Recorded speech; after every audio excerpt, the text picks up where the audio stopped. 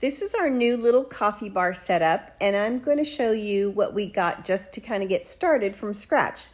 So here we have the Casa Brew's Cappuccino, Espresso, and Latte Maker. It's a great little starter model, so it won't break the bank and not a huge learning curve.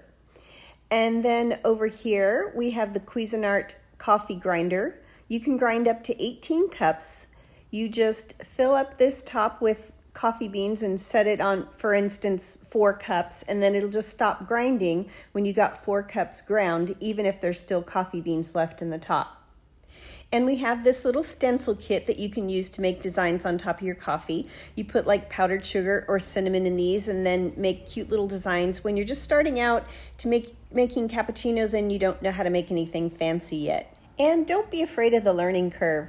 There will be some that aren't perfect, but that's all part of the fun. Over here we have the Sub-Minimal Grounds digital scale. This is not available on Amazon, but everything else is, and I'll include the links in the description. Then we have Torani's coffee syrup, and they come separately or in sets.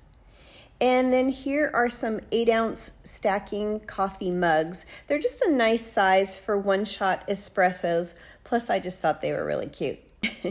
And then we have a milk frothing cup. And we also got this little like plastic mat for the surface, the top of the cabinet. This is not a waterproof surface on the top of the cabinet, so we wanted to protect it. You can get it in all kinds of sizes. This one was just a little bit too long, but you can trim it down to whatever size you need. And then I purposely let it overflow a little bit in case there were drips, and it works perfectly for protecting the surface of the cabinet.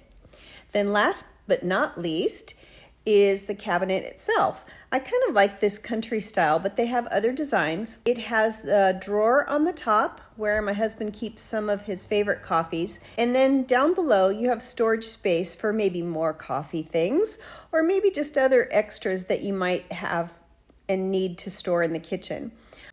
I will also include the measurements for the cabinet in the description, as well as all the links so that you can get started for not a lot of money.